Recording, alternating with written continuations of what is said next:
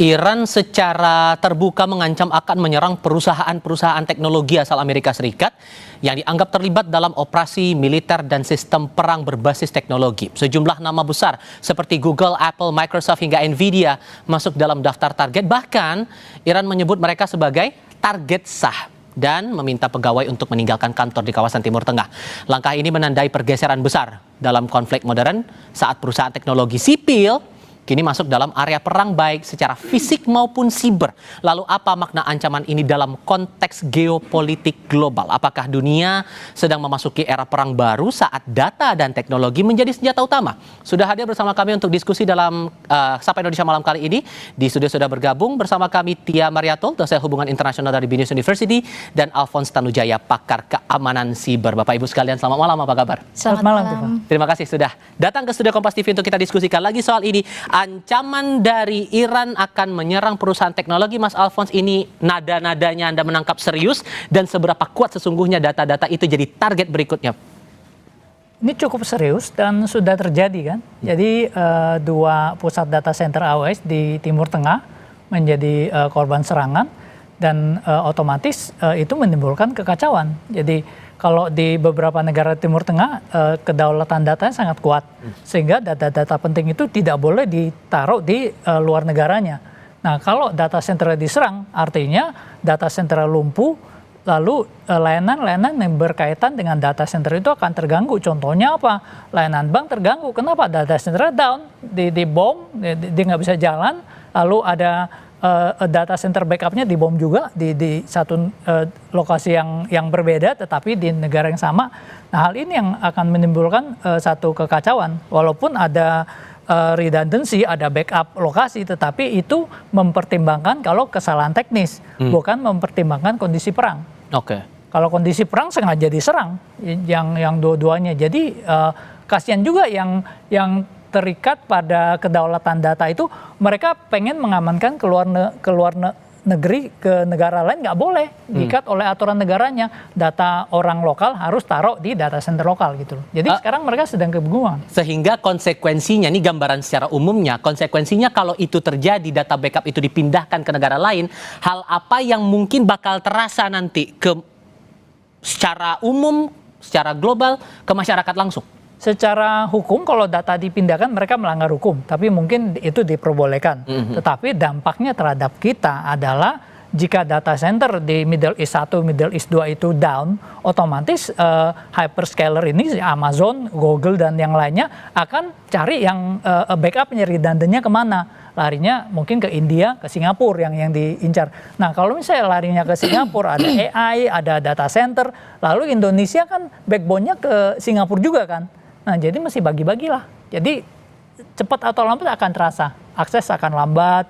Beberapa aplikasi yang terkait langsung dengan dan taruh di Timur Tengah ada kemungkinan nggak akan jalan gitu. Oke, kita akan coba elaborasi itu nanti. Cuman di sisi lain juga begini, Mbak Tia. Kalau kita lihat ancaman yang dikeluarkan Iran ini menyerang perusahaan-perusahaan teknologi, ini sesungguhnya mengancam AS atau mengancam negara teluk juga. Karena begini, yang saya ingat kalau pakai bahasa awamnya kita hari-hari, Iran kan sudah mengingatkan negara teluk untuk putus hubungan apapun dengan Amerika Serikat dan bersatu dengan Iran untuk melawan di tengah kondisi perang sampai dengan saat ini. Sesungguhnya Anda baca tensi dari pernyataan Iran, ancaman ini tujuannya buat AS atau sekalian juga tujuannya ke negara teluk? Ya, sebetulnya saya melihat tetap ini ancamannya adalah ke Amerika Serikat ya. Karena di era digital, Mas Tifal, apapun itu bisa terjadi. Jadi perang itu bukan apple to apple secara fisik, tapi juga sekarang sudah perang melalui virtual. Jadi saya melihat bahwa Iran sangat terstruktur dalam menyerang Amerika Serikat ini, walaupun para pemimpinnya banyak yang terbunuh ya, tapi sangat terstruktur dalam melakukan serangan terhadap Amerika Serikat ini. Jadi yang dilakukan Iran adalah kalau serangan langsung menuju ke Israel, karena memang secara letak teritori berdekatan tidak mungkin menyerang Amerika Serikat, tapi Iran mencoba melumpuhkan beberapa instrumen yang sangat strategis yang dimiliki Amerika Serikat di kawasan Teluk. Nah, pertama yang kita lihat adalah military basisnya Amerika Serikat di negara Teluk ini sudah mulai lumpuh. Yang kedua, sekarang targetnya adalah perusahaan-perusahaan milik Amerika Serikat, terutama yang berkaitan dengan teknologi. Karena Amerika Serikat menyerang beberapa tokoh atau figur pimpinan Iran itu melalui teknologi. Dalam hal ini AI sangat-sangat esensial, sangat penting bagaimana bisa AI ini menentukan target-target tertentu, termasuk juga infrastruktur di Iran misalnya, atau figur di Iran. Nah, inilah yang Iran pelajari, bahwa setelah military basisnya Amerika Serikat yang menjadi target, yang kedua adalah perusahaan teknologi, dalam hal ini Google, Apple begitu ya. Jadi memang apa yang dilakukan Iran ini sudah cukup merupakan strategi yang sangat baik. Bagaimana cara melumpuhkan Amerika Serikat itu bukan serangan secara fisik, tapi justru menyerang teknologinya Amerika Serikat yang dimiliki Amerika Serikat di Timur Tengah. Karena memang pangkalan-pangkalan itu sangat penting. Jadi saya melihat bahwa ini serangan bukan ke negara Teluk. Bahkan Iran berharap di masa depan negara Teluk menjadi aliansinya Iran. Tapi kalau melihat kondisinya sekarang, Iran ini punya kekuatan untuk melawan lewat siber juga nggak? Atau sebatas lewat fisik saja mereka mengancam itu? Justru dua-duanya ini berjalan. Jadi fisik dia bagi.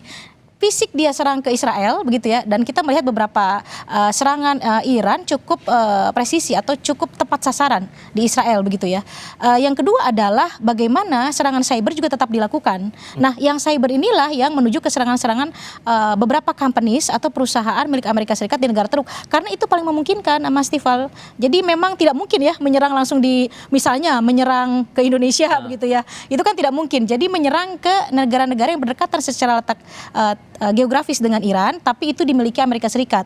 Tentu ini akan memberikan efek yang luar biasa. Kalau misalnya beberapa perusahaan teknologi Amerika Serikat itu di Timur Tengah dapat dilumpuhkan, meskipun Trump bilang, oh ini tidak apa-apa, hal kecil, itu kan hanya menguatkan diri sendiri. Dan saya pikir cukup kaget juga mungkin Trump mendengar ini, karena itu merupakan strategi yang di luar prediksi Amerika Serikat sendiri. Kalau mau membandingkan kekuatan keamanan siber dari dua negara ini, Mas Alfons, antara Amerika dan Iran, kalau kemudian Iran mencoba untuk menjajal dalam tanda kutip lewat siber, kekuatannya sebanding atau sejauh mana Anda membaca itu? Dari sisi kekuatan kurang sebanding, tetapi Iran ini negara yang sangat cepat belajar. Jadi sebelumnya sejarahnya mereka dulu jadi korbannya Stuxnet. Stuxnet ini menyerang program nuklirnya. Mereka belajar bahwa gue berhasil diretas. Lalu mereka bikin tim-tim peretas. Lalu sekarang bahkan tim-tim peretas Iran ini termasuk jajaran top 10 dari peretas dunia lah. Di top 10 di dunia kira-kira ada Amerika, ada Israel, ada Cina, ada Rusia, ada Korea Utara, Iran kemudian masuk ke sana. Kan mereka belajar, mereka jadi korban banyak sekali dari aksi-aksi peretasan sebelumnya, tapi kelihatannya mereka cepat sekali belajar, dan kelihatan juga yang cukup mengejutkan di roket juga mereka sekarang cukup maju, walaupun secara teknis, secara kekuatan itu kalah, tapi masih bisa memberikan lawan, bisa gigit balik gitu loh. Nah, dari sisi kekuatan cyber juga mereka masuk ke top 10 dan memberikan daya pukul yang cukup signifikan. Contohnya kemarin ada email dari petinggi FBI yang berhasil mereka retas dan mereka sebarkan. Itu menunjukkan bahwa oke lah, kalau di head to head mungkin mereka kalah, tapi tidak sampai nggak melawan gitu loh. Itu yang menjadi satu. Ada backup kekuatan nggak dari negara lain untuk membantu Iran ini? Misalnya saya sebut saja Rusia, Tiongkok mungkin ada ikut peran di situ? Secara formal, secara nyata mereka pasti tidak akan mengakui itu. Tapi ya kita nggak tahu di belakang ini apa yang terjadi.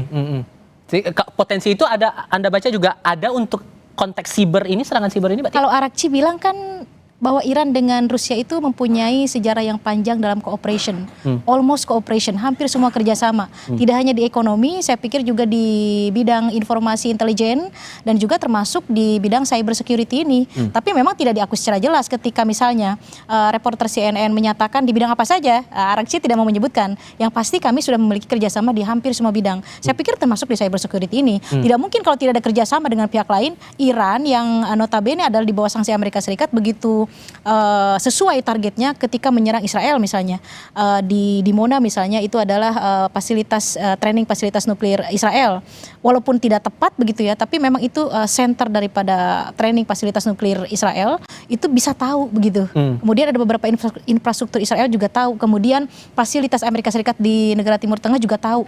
Tidak mungkin kalau tidak ada kerjasama. Ini artinya memang ada kerjasama, tapi indirect, tidak diumumkan begitu ya. Tapi dari statement Arakci ini jelas publik internasional tahu memang mereka bekerja sama dalam semua hal termasuk dalam cyber security gitu. Oke, kalau membaca ancaman yang terbaru ini kan yang ditargetkan adalah perusahaan yang jelas ini perusahaan sipil begitu. Ya. Yang selama ini kita lihat untuk serangan-serangan fisik menggunakan sistem pertahanan itu arahnya kepada sistem negara begitu, Ya. atas nama negara. Kalau kemudian serangan itu ditujukan ke korporasi yang sipil sifatnya itu tadi, Ya. Anda membaca efek apa yang mau coba dikejar Iran dari sini? Dua sebetulnya, satu efek terhadap teknologi Amerika Serikat sendiri, itu artinya memang nanti agak sedikit berkurang tentang informasi, mungkin Mas Alfon bisa lebih detail ya, bagaimana kalau dilumpuhkan dari segi perusahaan teknologi begitu. Yang kedua tentu saya melihat lebih kepada perspektif ekonominya, karena dalam perspektif HI itu ada yang disebut dengan, saya gambarkan secara piramid begitu Mas ya, jadi urutannya satu state, dua MNC, yang kedua yang ketiga ada labor atau proletar atau MNC ini apa nih, Bu? people. MNC itu multinational corporations, Oke. artinya perusahaan-perusahaan yang sometimes menurut orang realis itu state is everything.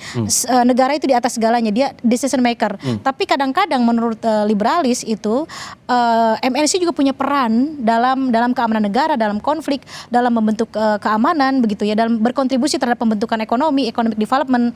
MNC cukup berkontribusi yang kadang-kadang levelnya bisa naik di atas state begitu ya. Bagi kaum-kaum yang memang pro terhadap cooperation, terhadap kerjasama. Nah, kalau misalnya si MNC yang dimiliki oleh satu negara atau berinvestasi di negara tersebut adalah dilumpuhkan, maka memberikan efek terhadap ekonomi secara signifikan. Artinya Amerika bukan hanya rugi dalam APBN mereka, tapi juga cukup lumpuh misalnya ketika beberapa perusahaan milik Amerika Serikat diserang. Apple, Google itu the biggest company milik Amerika Serikat dan sangat esensial bagaimana Google melakukan propaganda misalnya, bagaimana Google memberikan informasi kepada dunia internasional, itu sangat esensi. Makanya di Iran kan dilarang penggunaan beberapa instrumen milik Amerika Serikat seperti Google.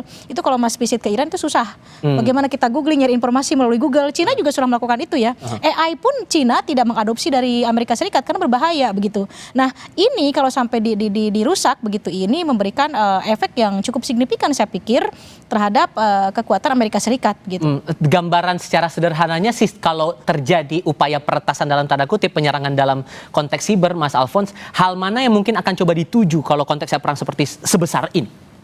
Jadi sebenarnya list perusahaan-perusahaan yang diincar oleh Iran itu cukup relevan juga jika itu berkaitan langsung dengan aktivitas militer. Contohnya ada Palantir, terus kemarin yang ribut si Anthropic itu mau dipakai AI-nya untuk menentukan lokasi ya apa aja yang disasar.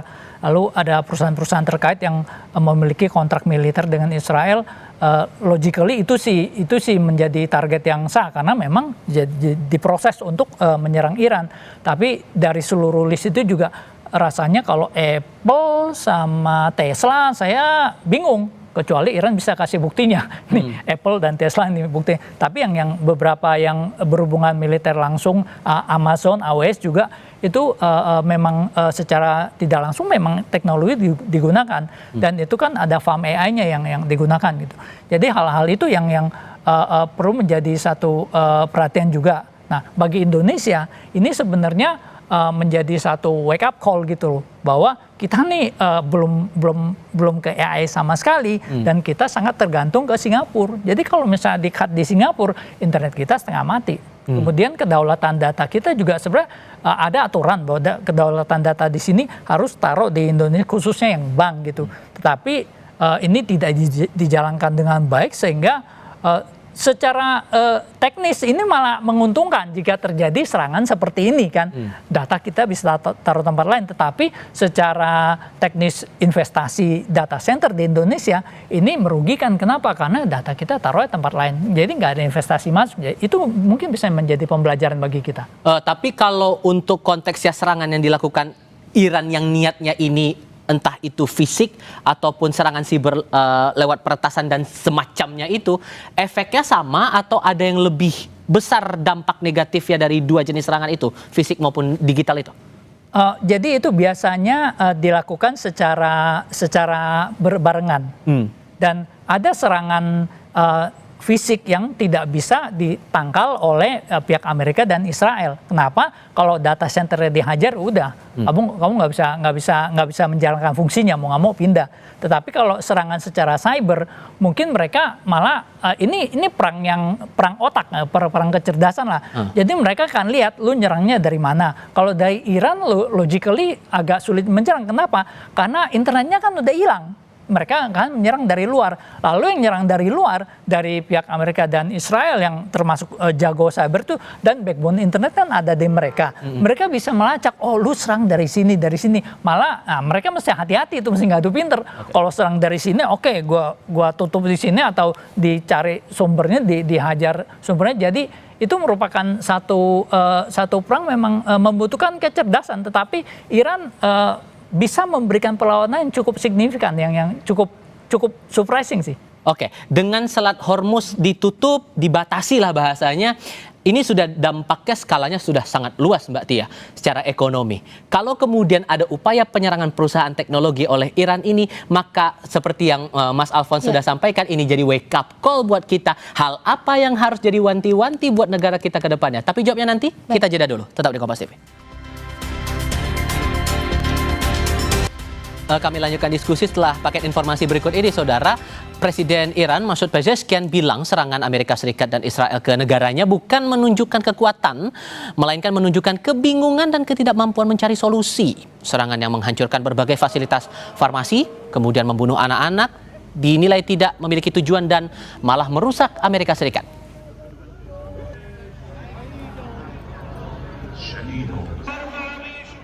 Iran juga menyebut serangan yang dilancarkan Amerika Serikat maupun Israel terhadap fasilitas militer mereka tidak berdampak signifikan. Iran juga menegaskan target-target yang telah diserang sejauh ini hanya bagian kecil yang tidak signifikan terhadap kekuatan militernya secara keseluruhan. که به تصورتان هدف قرار داده اید ناچیز بوده و تولیدات راهبردی نظامی ما در نقاطی صورت میگیرد که به هیچ وجه از آن اطلاع ندارید و هیچ وقت دستتان نیز به آنها نخواهد رسید.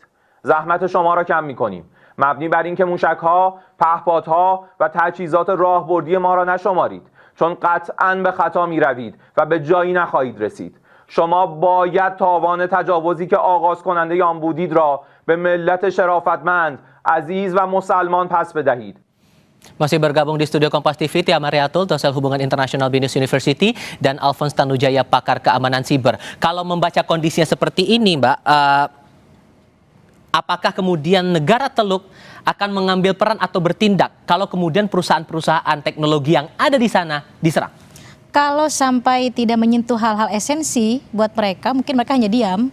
Karena sebetulnya negara-negara Teluk ini kan tidak memiliki kekuatan seperti Iran, tidak mempunyai kapabilitas membuat misalnya rudal, tidak bisa. Selama ini mengandalkan pangkalan militer Amerika Serikat untuk protection, untuk melindungi mereka, begitu ya. Jadi memang kurang begitu menarik sebenarnya untuk masalah investasi negara Teluk ini. Dia hanya memiliki kemampuan resource, memiliki gas dan oil yang cukup signifikan. Jadi dia hanya bisa misalnya menjual resource-nya ke negara-negara seperti Amerika Serikat, begitu. Jadi ada mutualisme antara Amerika Serikat dengan negara Teluk. You misalnya protect negara kita dari serangan musuh, kemudian kita beli senjata dan Amerika Serikat mengambil resource-nya. Seperti itu, begitu ya. Jadi ada mutualisme di antara Amerika Serikat dengan negara Teluk. Nah, dengan kondisi seperti ini, seharusnya memang negara-negara, company-company yang memang perusahaan besar sudah saatnya mereview, saya pikir, untuk full investasi di negara-negara Teluk. Bisa misalnya mengalihkan investasi mereka di negara-negara lain misalnya untuk menjaga hal-hal seperti ini. Misal? Karena Timur Tengah itu disebutnya adalah kawasan yang tidak pernah tidur, Mas Tifal.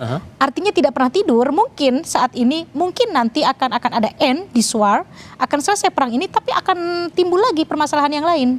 Itulah kenapa Timur Tengah disebut negara yang tidak pernah tidur, karena resource itu tadi. Jadi artinya memang kapabilitas negara-negara Teluk hanya di resource.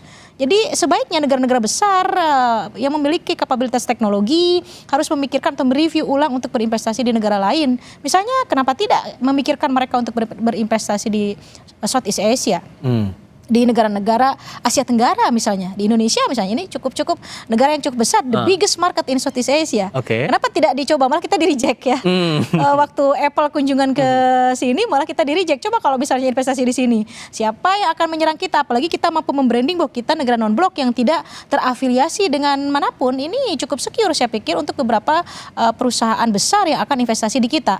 Yang ada mereka digoyangkan oleh isu corruption case misalnya, oleh ketidakmampuan, oleh pungli dan lain sebagainya. Sebetulnya itu bisa diselesaikan, bisa dihilangkan oleh pemerintahan kita kalau memang mereka serius untuk melakukan investasi di kita begitu. Sehingga kalau konteksnya ke pertanyaan saya tadi, action dari negara Teluk kalau kemudian serangan itu terjadi, ini kan masalahnya zona-zona mereka. Mungkin proyeksinya kalau itu terjadi, mungkin kita hanya akan melihat ya kecaman-kecaman seperti yang beberapa waktu lalu pernah dilayangkan juga seperti Uni Emirat Arab semacam itu, atau mungkin ada tindakan lain yang akan diambil negara Teluk kalau kemudian itu terjadi. Kecaman, Mas Tifal, hanya kecaman. Apa yang mau mereka lakukan? Mau menyerang balik Iran? It's impossible. Memang Saudi Arabia dengan Iran tidak mempunyai hubungan diplomatik cukup lama. Ketika 2019 Cina mencoba menjadi mediator di situ dan berhasil. Itu pun karena Cina melakukan investasi, lagi-lagi kembalinya ke ekonomi. Jadi kalau ditanya ekonomi dulu, politik dulu, kita tidak bisa menyebutkan politik dulu lah, ekonomi dulu, nggak bisa.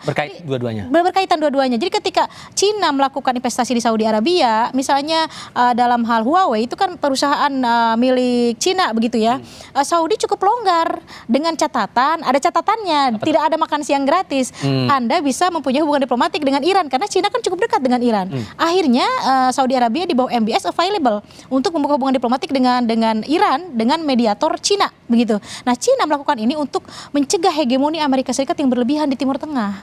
Jadi ini bisa dimainkan begitu ya dalam hal bisnis, itu bisa bermain dalam politik begitu. Jadi artinya ya sudah saatnya mungkin negara-negara besar juga tidak fokus hanya berinvestasi di negara-negara aliansi Amerika Serikat, tapi harus bisa seperti Saudi Arabia finally bisa accept atau menerima investasi dari Huawei dari Cina. Atau Cina juga tidak ke Iran saja atau ke Asia Tenggara saja, tapi dia juga berinvestasi di negara-negara Teluk begitu. Kenapa tidak dilakukan hal sama? Perusahaan-perusahaan Amerika ada kita peluang. juga. Ada peluang bagi Indonesia. Jadi Indonesia ini memiliki hubungan yang erat dengan negara Teluk, sama-sama mayoritas Muslim. Ya, ideologi. Dan negara Teluk itu punya dana yang banyak, pusat AI banyak sekali di sana. Tetapi jika terjadi hal seperti hari ini, mereka kan jadi gelagapan. Datanya nggak bisa jalan, aplikasi nggak bisa jalan. Nah, negara Teluk itu ada, Indosat itu dimiliki oleh Qatar juga. Nah, jadi kita bisa menawarkan kepada negara-negara Teluk yang uangnya banyak sekali itu untuk memberikan backup data center di sini gitu loh. Nah, jadi kita bisa tawarkan, oke, kamu ke negara lain kan kamu mungkin nggak ini, kita sama-sama negara Islam ya kan, lalu kamu bisa lakukan ini gitu loh. Nah, hal itu mungkin menjadi salah satu pertimbangan. Mungkin pemerintah perlulah mulai melakukan pendekatan ke negara Teluk. Oke, why don't you put your data center backup in Indonesia? We are very stable, nggak ada yang mau ngeroket kita di sini, dan kita nggak suka cari musuh gitu loh. Nah, saya pikir itu menjadi satu hal yang menarik sih. Masing-masing singkat saja untuk setiap para narasumber. Kalau Anda melihat ya, kalau terjadi ancaman seperti tadi, serangan dilakukan oleh Iran kepada perusahaan teknologi, hal apa yang rasanya harus diwanti-wanti, efek apa yang harus diwanti-wanti oleh masyarakat kita? Karena Anda sudah sempat menyebut tadi sebagai wake up call di sini. Ya, jadi kita perlu menyadari bahwa infrastruktur IT dan AI ini menjadi satu medan baru yang sangat penting gitu loh. Jadi masyarakat juga perlu menyadari, pemerintah perlu menyadari bahwa dunia ini sudah berubah, ya kan, dan digitalisasi ini memegang peranan sangat penting. Jadi hal ini yang perlu kita jaga dan jangan sampai data center malah larinya keluar gitu loh. Pemerintah perlu sangat serius untuk memperhatikan hal ini. Kita malah sekarang tergantung sekali dengan Singapura. Kalau bisa kita punya beberapa backbone utama. Jangan sampai Singapura terganggu, ya kan, lalu kita gelagapan, internet kita akan technically akan mati gitu loh. Kita perlu ada banyak backbone cadangan. Hal itu yang perlu menjadi perhatian pemerintah. Kalau bisa malah kita tandem dengan Singapura. Kita nggak mungkin ngalahin Singapura. Tandem dengan Singapura di Batam atau di mana. Jadi ada pusat data center lainnya dan pelan-pelan kita bisa menyerap. Mbak Tia, untuk kekuatan AI dari masing-masing negara, Iran dan Amerika Serikat, kalau konteks teknologi, imbang nggak tuh? Enggak. Tentu jauh lah. Itu tentu Amerika Serikat stronger than Iran. Sudah pasti itu. Hanya saja kan itu tadi seperti Mas Alfonso bilang bahwa Iran mempunyai kapabilitas untuk itu. Permasalahannya kan ini hanya persoalan uang. Iran di bawah sanksi ekonomi tidak bisa mengembangkan kapabilitasnya dalam hal teknologi dan lain sebagainya. Jadi tertahan begitu. Andai sanksi ekonomi dibuka, itu bisa juga dia terus mengejar ketertinggalannya. Tapi kalau data berdasarkan hari ini jauh. Baik. Amerika Serikat lebih baik dari Iran, tapi mungkin dalam perspektif hubungan internasional sudah saatnya Indonesia juga memikirkan tentang teknologi. Baik. Jadi jangan sibuk dengan foreign policy yang tidak jelas begitu ya. Kita harus kuat di dalam negeri. Oke, Mbak Tia, Mas Alfons, terima kasih banyak sudah mau datang ke studio dan berdiskusi bersama kami kali ini. Sehat selalu semuanya.